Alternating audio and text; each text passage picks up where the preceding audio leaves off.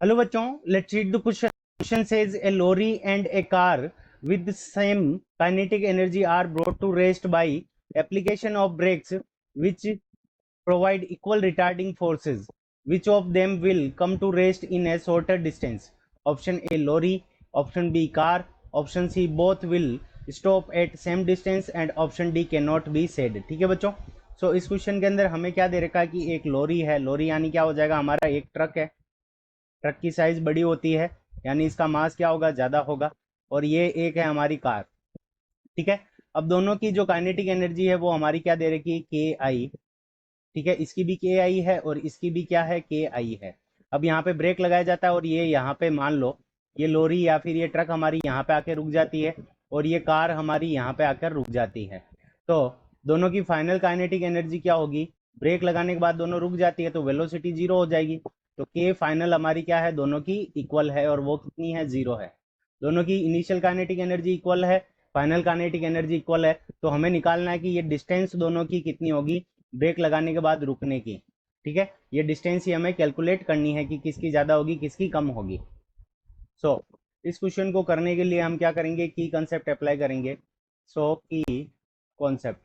अब की कॉन्सेप्ट के अंदर देखो, वर्क डन बाय फोर्स.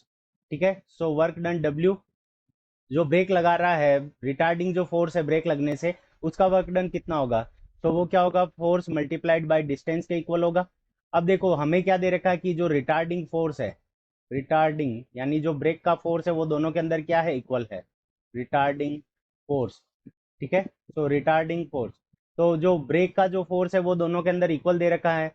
तो W इज इक्वल्स टू, एक तो हो सकता है F मल्टीप्लाइड बाई S, और या फिर अपन W को क्या लिख सकते हैं, चेंज इन काइनेटिक एनर्जी. तो काइनेटिक एनर्जी के अंदर कितना चेंज हुआ है उसके क्या होगा, वो हमारा इक्वल होगा.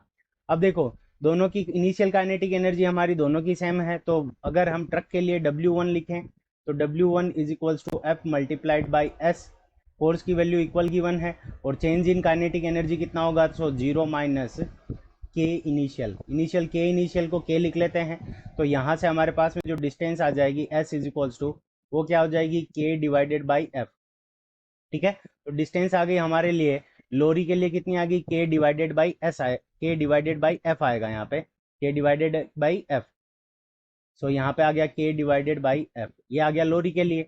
अगर हम कार के लिए देखें तो एस बराबर क्या हो जाएगा, तो इसके अंदर भी final kinetic energy zero, initial kinetic energy के, तो यहाँ माइनस के डिवाइडेड बाई फोर्स कितना लग रहा है, रिटार्डिंग फोर्स दोनों का इक्वल है तो ये भी कितना आएगा, माइनस के डिवाइडेड बाई एफ. तो दोनों के अंदर देखो डिस्टेंस क्या है, हमारी इक्वल है. So both will stop at same distance. So option C हमारा क्या हो जाएगा, करेक्ट आंसर हो जाएगा. Option C is the correct answer of this question. I hope you understood it well. Best of luck. Thank you.